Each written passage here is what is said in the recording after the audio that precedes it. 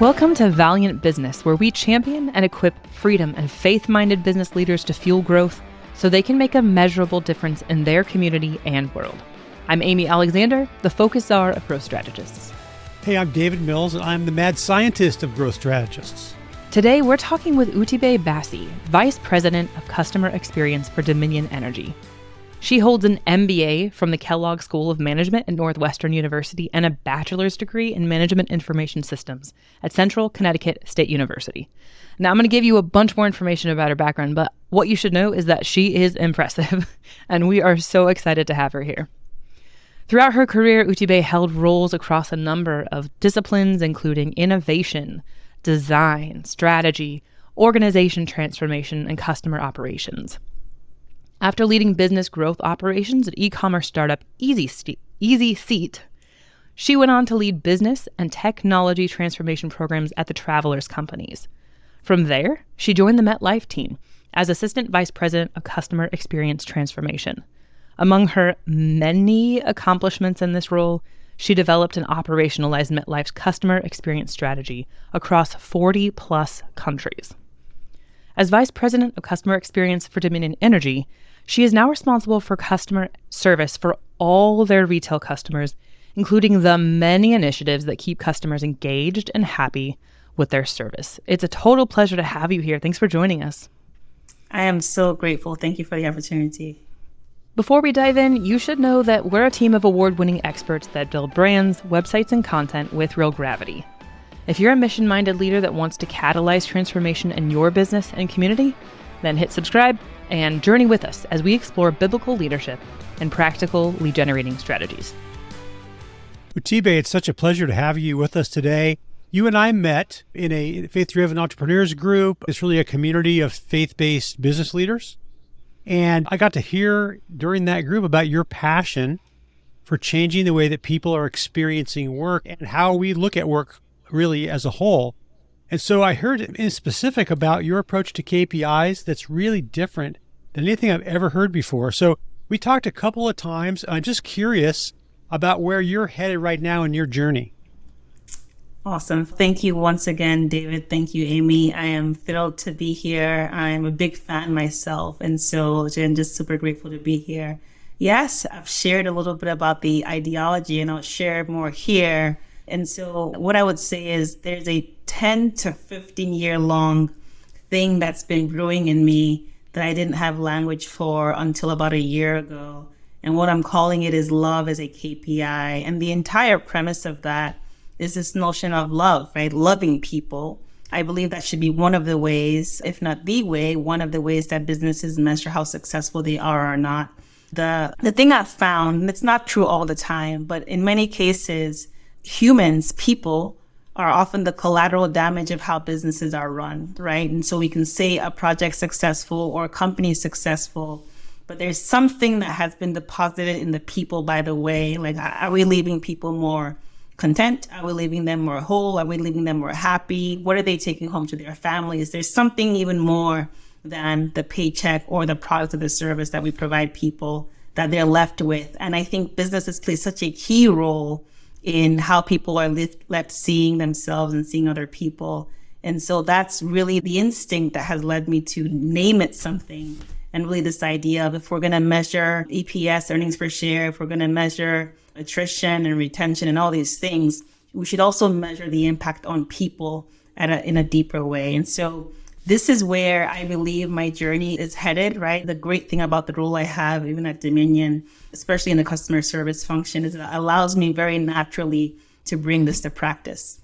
Yeah, thanks for sharing that. And so I'm just curious, you have this really unique role as a head of customer experience, and you do that across multiple programs. You've done it for other companies as well.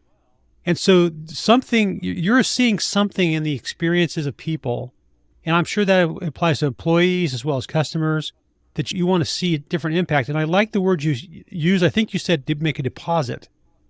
The companies are making a deposit in the lives of people and the way they interact with them. And do you feel like, as a company leader, do I have responsibility for that deposit, or is it just the way things are? Oh, it's such a great question. I think we have more responsibility than we are aware of. We have more power, number one, that we're aware of to influence what people take home. And I think a lot of these things are sometimes intangible, so they're hard for people to grasp. But one example, so I wrote an article a few months ago about just an observation I made in the post office one day, where it was a post office that was local to where I lived before. I lived in Jersey City, and there was a post office that I would observe. And it was always, I would go because I needed it to go. I had to mail something. There was no other way, but it was always super chaotic. There was always a long line. It was always understaffed. It was just very necessary evil.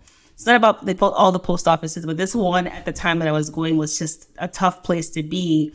And every once in a while, honestly, we see this not just in the post office, in many different settings, someone would leave and they would be upset and they would be irate and they would walk out. And I would always wonder, where is that going?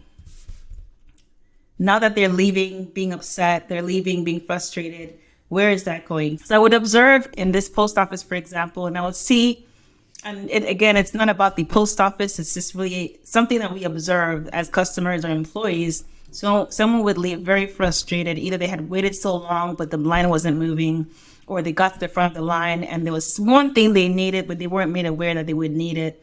And they would leave very frustrated. And I just imagine, where did that go? They would get in their car. Would that go to another driver on the road? Would that frustration go to their son when they got home? Like, where does it go? And some people can regulate better than others in different scenarios, but it's a deposit, right? And then if we want to get technical about it, that some companies practice the peak end rule, right? How you leave, for example, some theme parks, they're very deliberate to make sure that no matter how chaotic the experience was, when you're leaving on a good note. That's designed because they want you to leave with a better deposit than you came in with.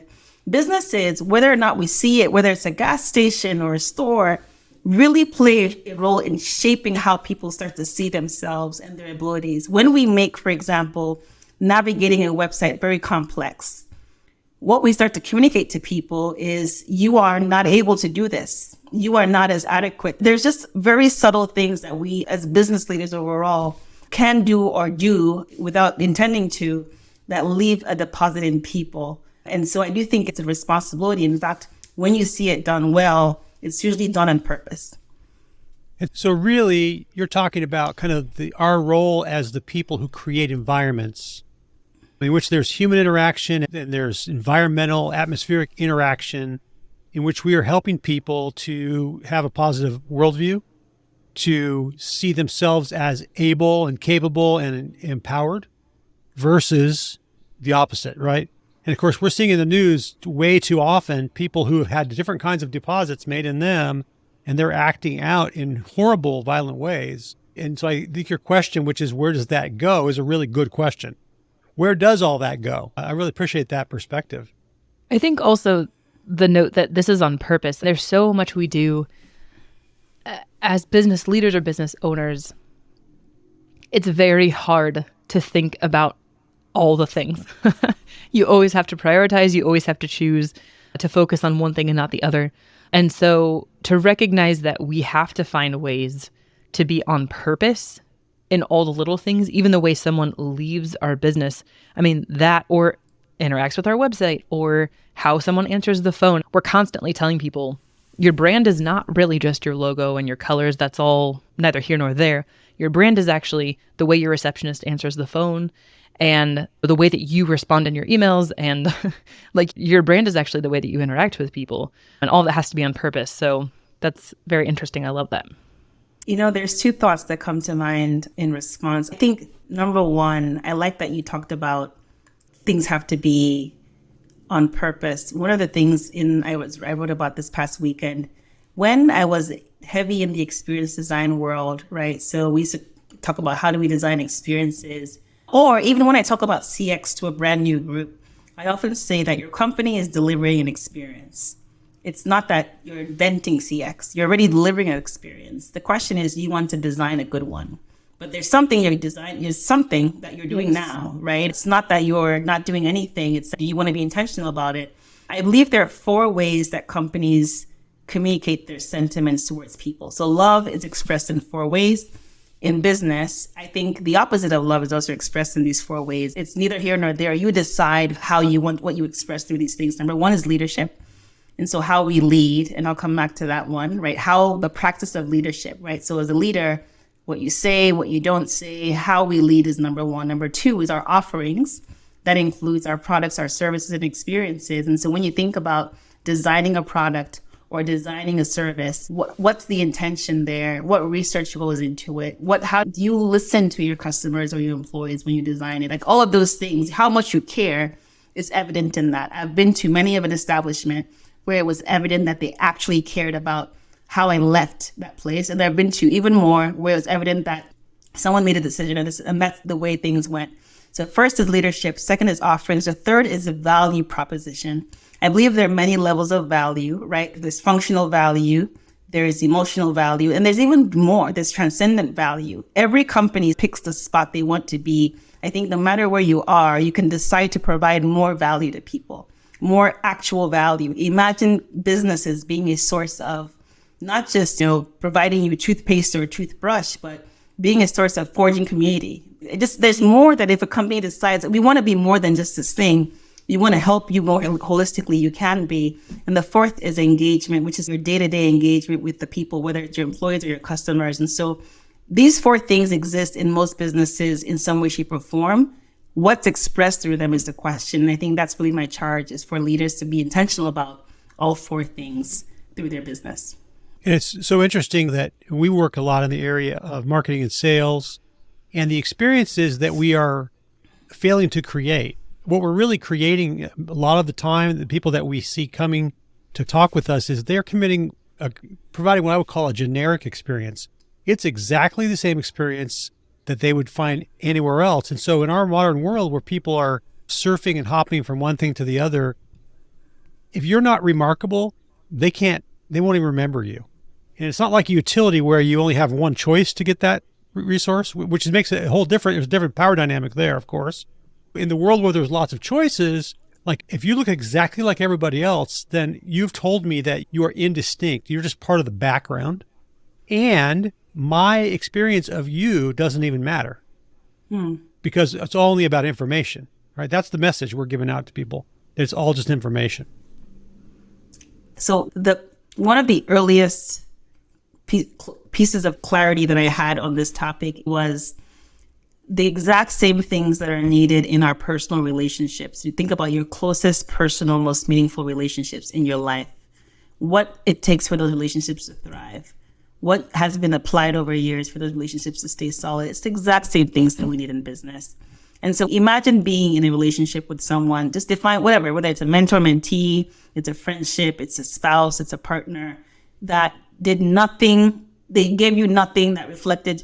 Every birthday of yours, Amy, as your supposed best friend, I just gave you a blank card. I'm like, fill it in, whatever you want to say to yourself, feel free. I buy you shoes, whatever the average shoe size is for women. I just buy you that. Hey, your feet are either going to be higher or lower. Fit it. Like I just did nothing remarkable or special or unique to you. That's the same thing. How do you expect it to work?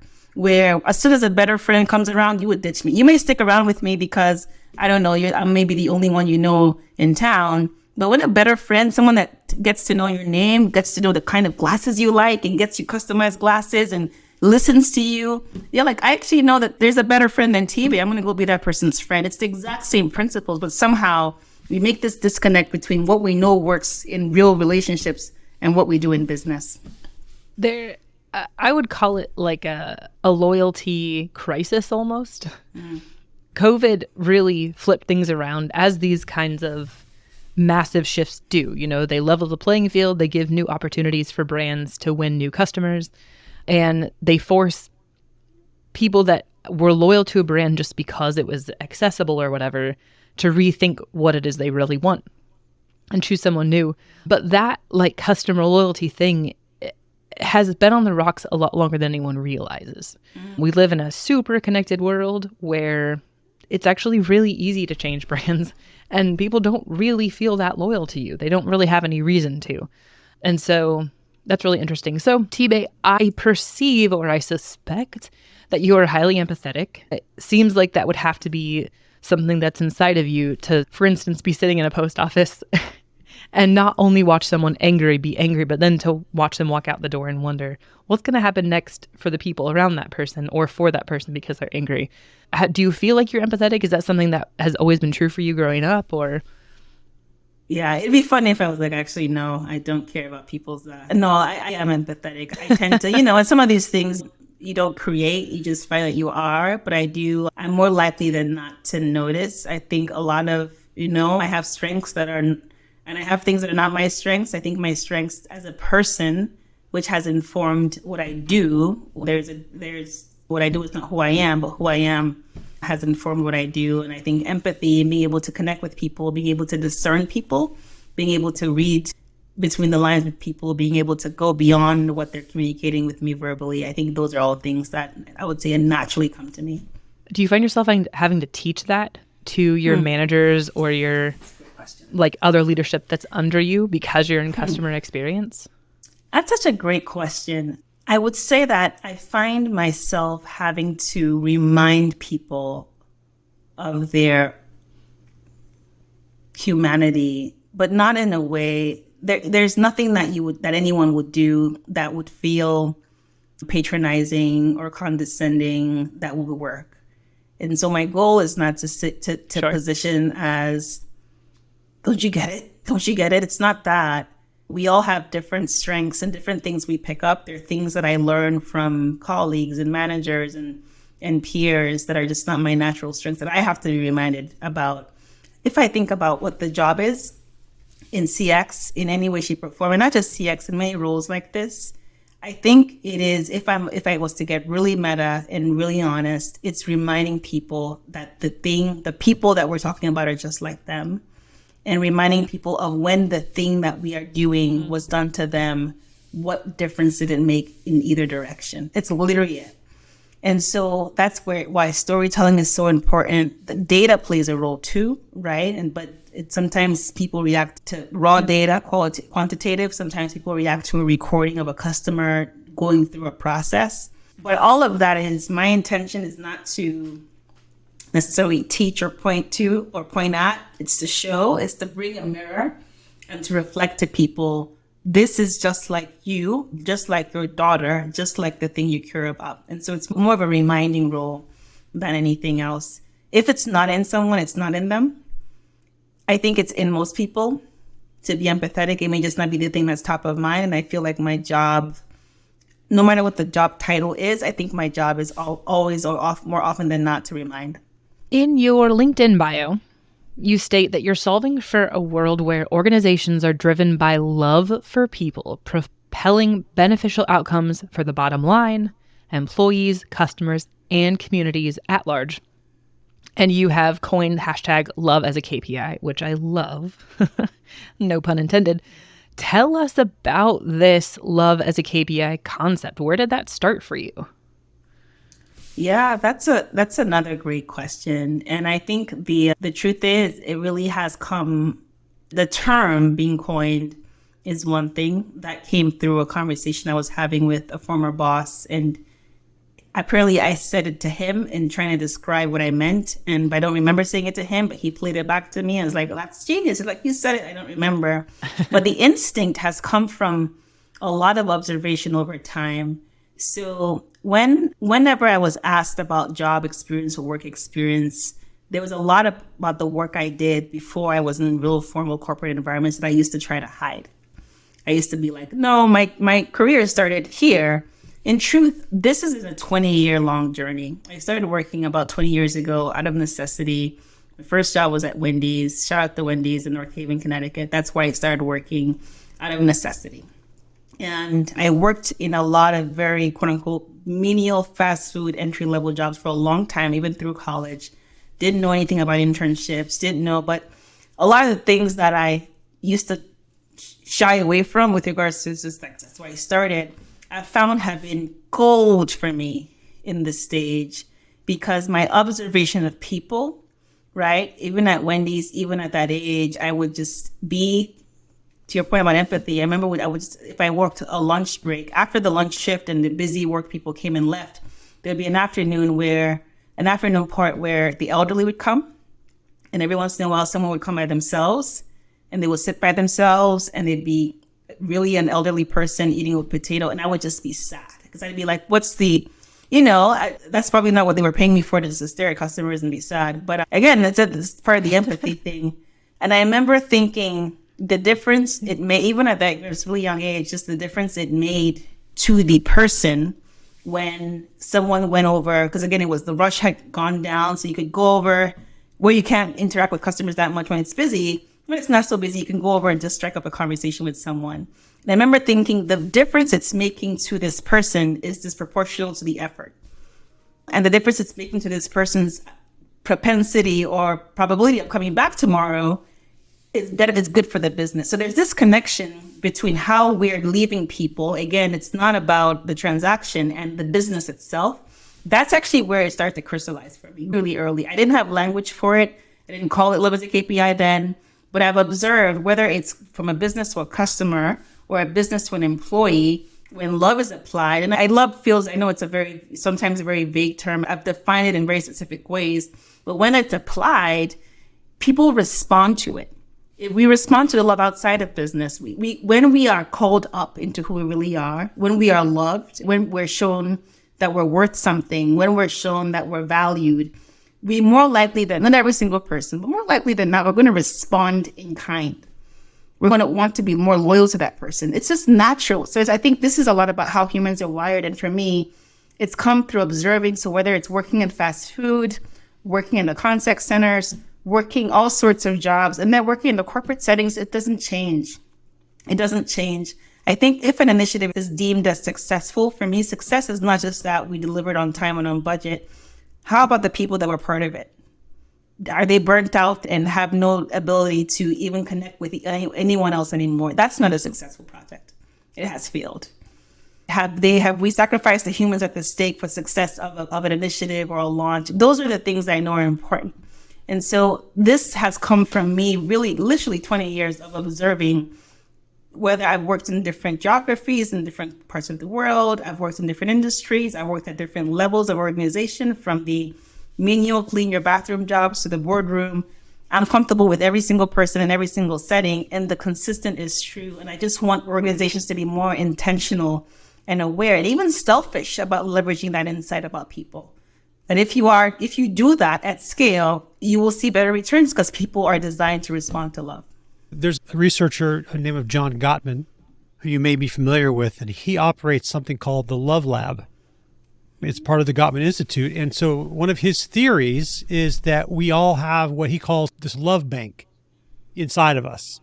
And so in a relationship, whether it's a relationship with a person or a business, the way it works is if we're giving and we're being kind and we're paying attention to people, we're putting resources, capital into their love bank. When we mess up, then they reach into the love bank and hopefully there's something there to withdraw so that they don't have to get mad at us, right? And so we have this ongoing relationship with companies, and companies are just groups of people working together to do something. And so we have these relationships ongoing. And so I think we can see this in our own relationships with the companies that we do business with. If they have been kind to us, if we have felt like we've been paid attention to, and they mess up, we reach into the love bank, thank you, John Gottman, and we're able to make a withdrawal, and it's okay, right? Yes. But if we come to the point where we reach in and there's nothing there to draw from, now we have a problem, Houston. And so I think that it's a really good, I love your concept. I think it's really powerful. You said something so good. You said that something like the effort to, for instance, go talk to an elderly customer was disproportionate to the outcome. And that is so true. But I'm curious about when you are inside a company that is Christ-centered and has a biblical foundation, talking about love and talking about humanity are like very okay things to bring to the table. So I'm super curious about how have you continued to develop language, and how do you talk about this in a company culture that is maybe not, they might like the idea of love because it's PC or because whatever, but like the real value it brings, the real performance indicator is questionable. Yeah, let me just tack onto that before you respond. So, love as a KPI is a performance measure. and it's designed for leaders to be able to look at quickly and say, how are we doing? How are we doing? So you've told us that when we are loving people, that it creates outsized impacts that are positive. But to go along with Amy's question, when we convert that kind of kindness and generosity into a KPI, what does that look like? And how does that fit into a culture where bottom line is the deal? I really appreciate these questions. So a couple of things, even just thinking about this notion of a love bank, because it's true. It's absolutely true. It's true for all of us in our day-to-day lives without us calling it that or without us thinking about it. That's how you know it's a truth, right? When it's like you can find it. For example, I have an older brother. He's a really good brother, just as brothers go. And if he did something that I didn't like, there's so much in that bank that I'm not going to judge him. Like, it's not the thing that defines how I see him forever. And that's because we've invested. He's invested in me as a sister. If I need something, he's there. All the things that we'd expect. And absolutely, David, it translates to companies. If it's always, I'm going to make it practical. If it's always easy to get through to someone, your questions are always answered, the product works as designed, they surprise you with features. They're just goodness. They understand you. You take feedback. When something goes wrong, you're more likely than not to make an excuse for them. It's an outlier. If you read something in the newspaper about them, you're like, I don't believe it. Versus a company where the few times you've interacted with them, it's either been neutral or negative. Even when they do something good, you don't trust it. It happens all the time. We see it in research, right? So if there's no trust there, even when they're like, here's a free pen, you're like, I don't trust that there's a catch. That's what lack of trust is. So that love bank thing is true.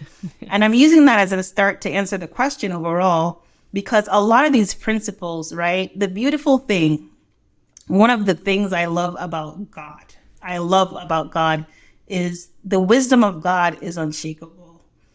It's not separate, right? We see it. I think if I was ever to start, I make the joke all the time. If I was ever to start a podcast, I would call it Hidden in Plain Sight, because there's so much wisdom hidden in plain sight. That's the architect of this world, the architect of the systems, of the people, even of us, has put some principles in place that are infallible. What you will find is that every once in a while, every few months, some researcher will discover something that has been true, that the Bible already said. Oh, give and take. Yes, it's better to give. But thank you for that. I get it. So even this idea of a love bank, I promise you, give me 5 minutes to go find a proverb. It's probably in the Proverbs already, right? This idea of people responding to love, of when you do something, people reward you with good, it's in there. So the thing is, as Christians, as believers in the workplace, we don't have to say we don't have to make it a Christian thing.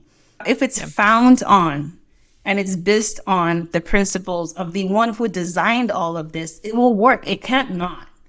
I have such confidence in that. It can't not. And so in the business world, I believe that our roles aren't to go to companies and environments, show our faith by taking a Bible and saying, it's lunchtime, thus says the Lord. It's not how to influence culture. It's finding within your domain and your sphere what is true and knowing that it'll always be true because he made it to be true. Honestly, the most incredible thing about working, just take a love as a KPI and put it to the side. I'll come back to it. Even just CX work, right? What does it say? To do good CX, and it's very tied to marketing, you're going to have to understand your customers. You're going to have to listen. You're going to have to design experiences around them. You're going to have to do research. You're going to have to test. You have to get proximate to the people you're testing for. All of those things, a CX person will tell you, all of those things follow the same model as the one who is love himself, right? He comes proximate to people.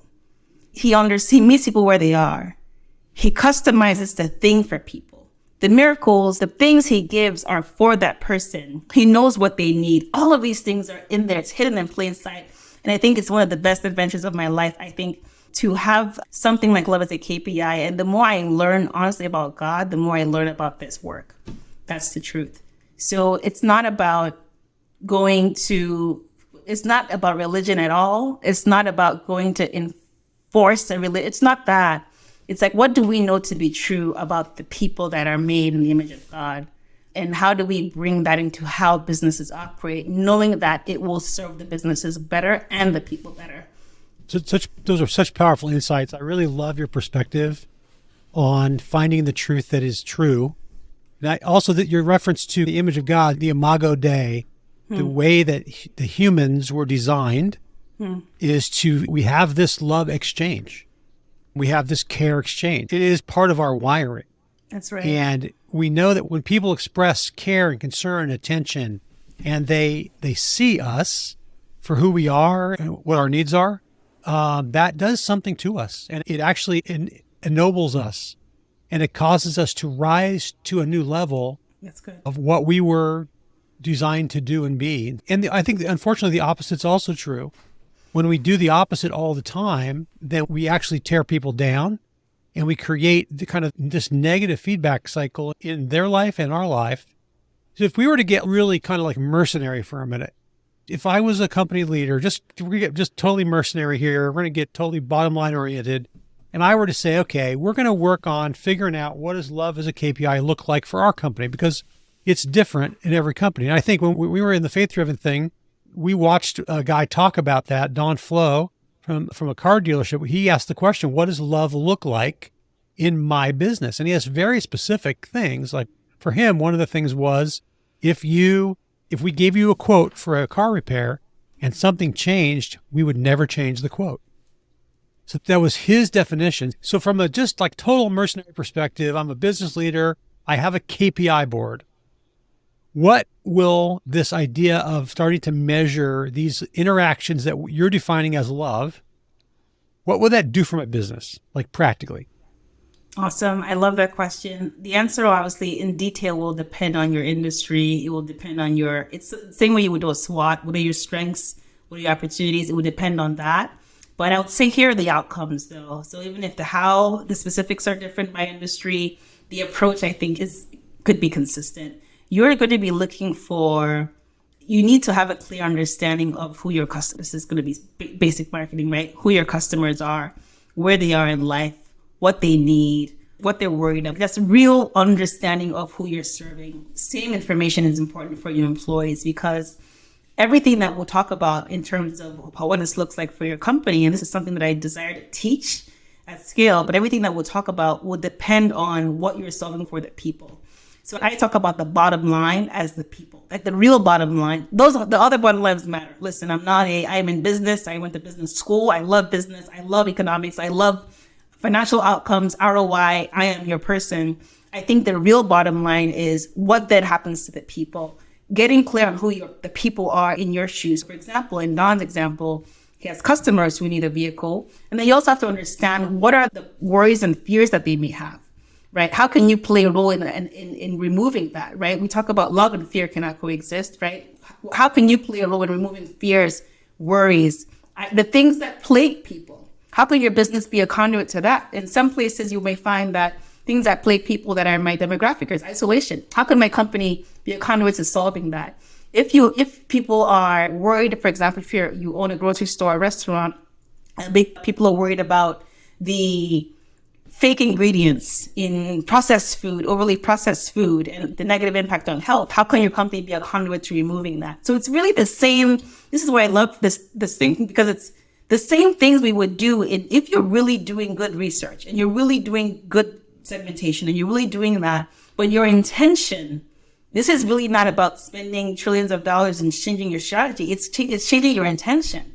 And your intention is to love people, to take out the barriers that prevent them from being healthier financially, mentally, emotionally, that take the fears out, that take the things that remove trust out. You can then start to more very specifically identify the things. So for example, if you're Don Flo, you're saying people may have a fear of or unhealthy trust of car dealers because of the perception. How can we replace that?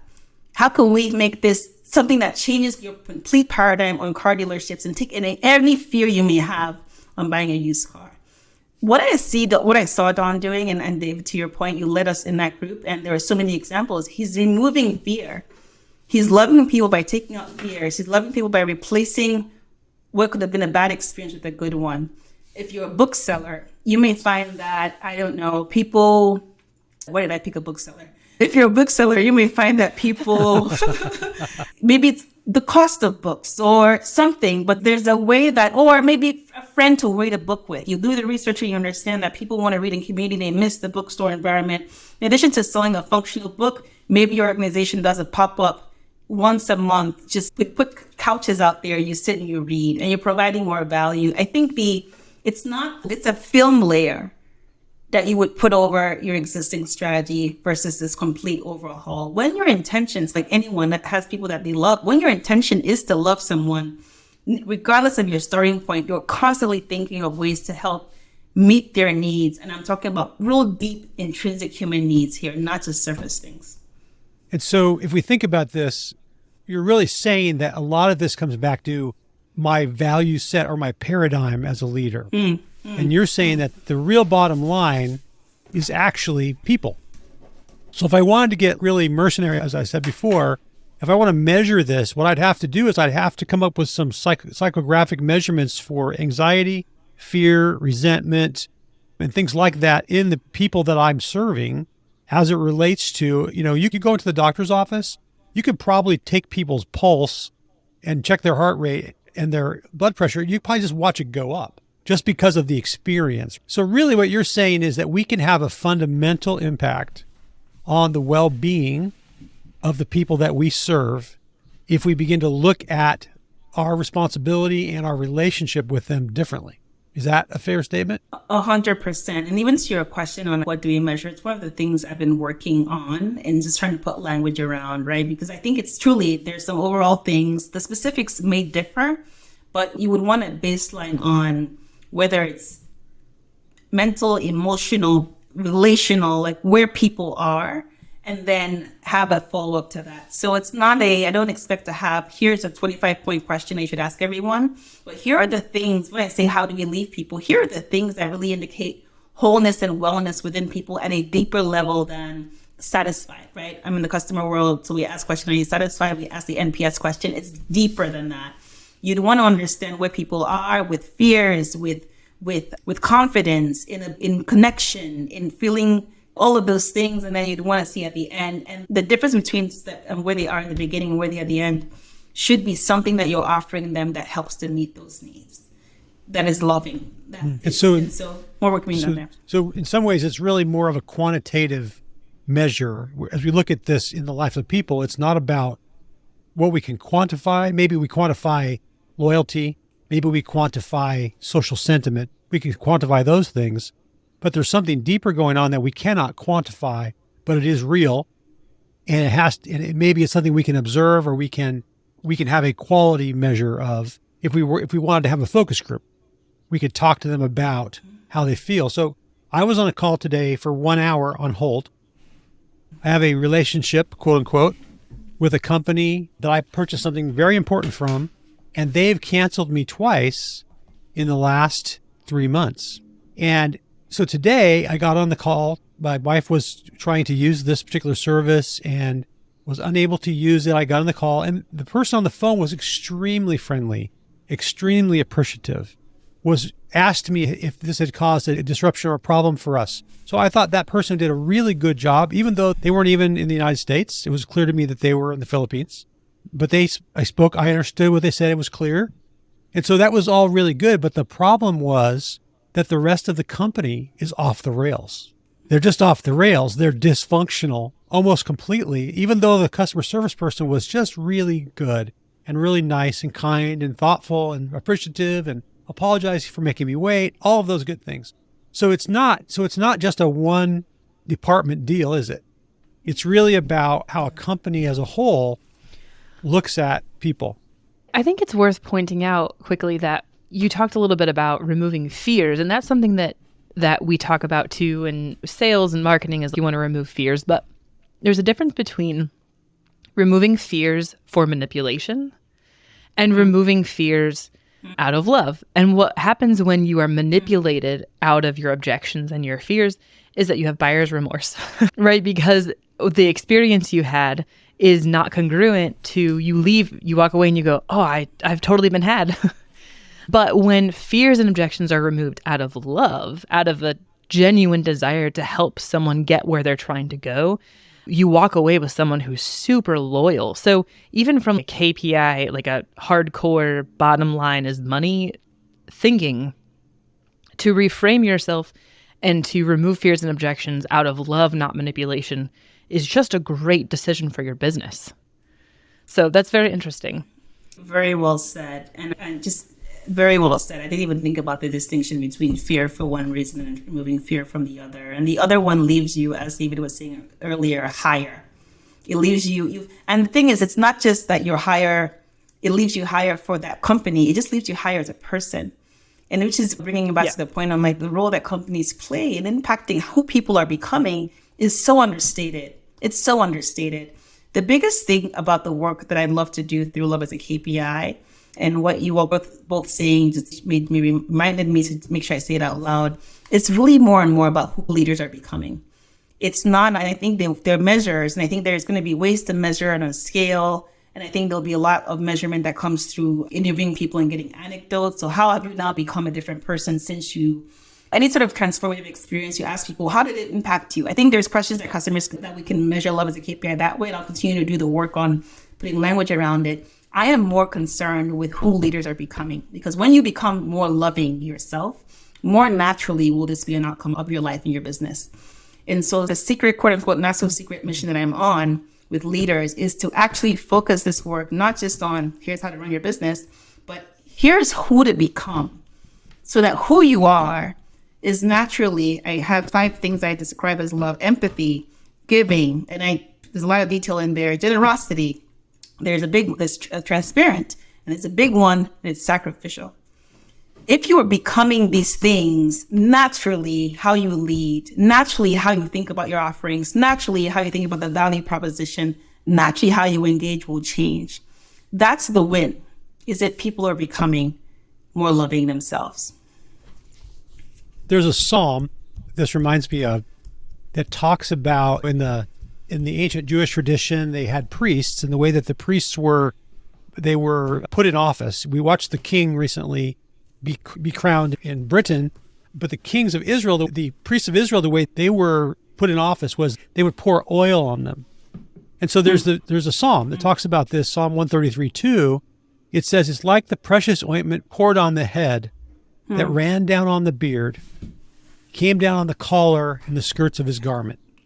So there's this picture of the oil just going down over the person. So as you talk about the leaders you're becoming, it's really about, it does come out of our leadership, and it does get all over us, and it does get all over the people that we are working with. And so it does become a character of the company and our work. And that, I'm not trying to make that into a tangible mercenary thing. I'm just saying that's real, isn't it?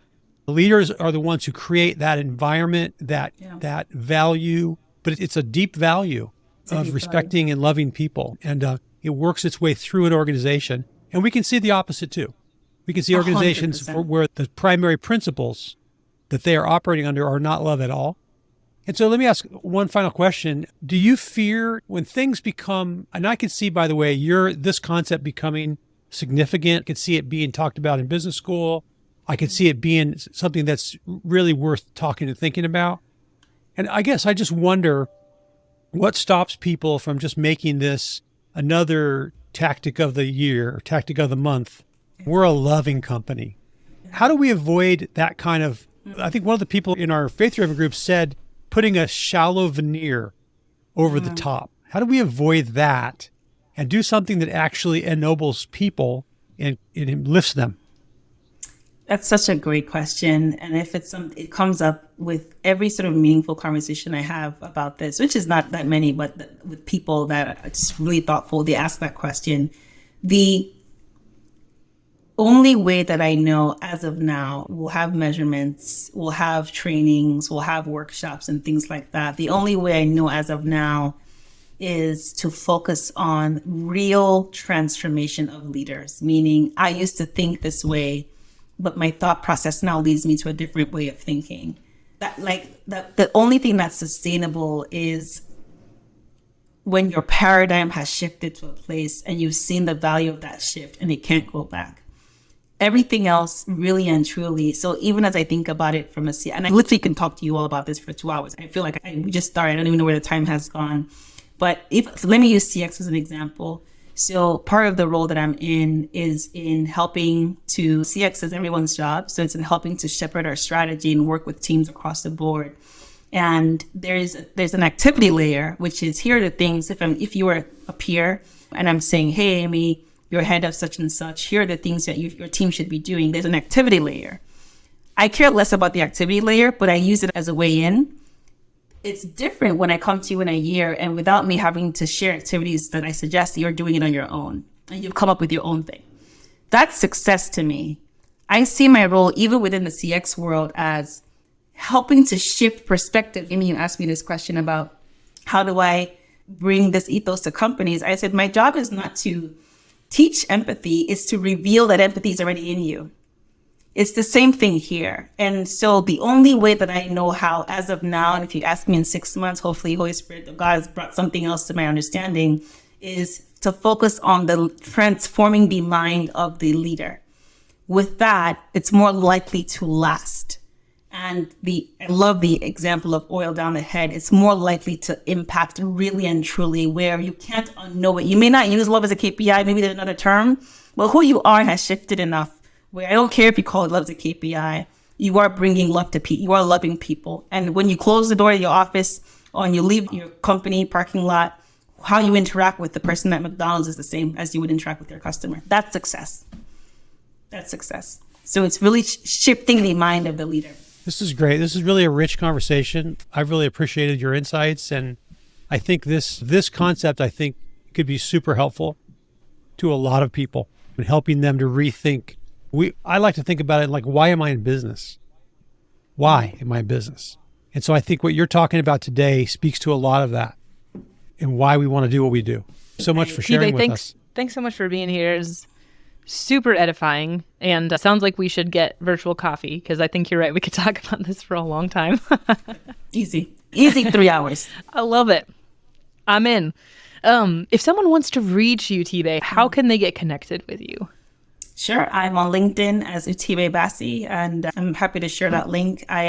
We have a landing page for Love as a KPI that's under construction. So depending on when this airs, it may or may not be up. But if it is, please feel free to drop me a line there. But LinkedIn works, and Love as a KPI on Instagram, and as a landing page. Really just want to share this ethos in as many avenues as possible.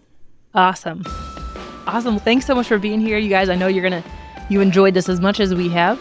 And subscribe for more content just like this. We will see you next time.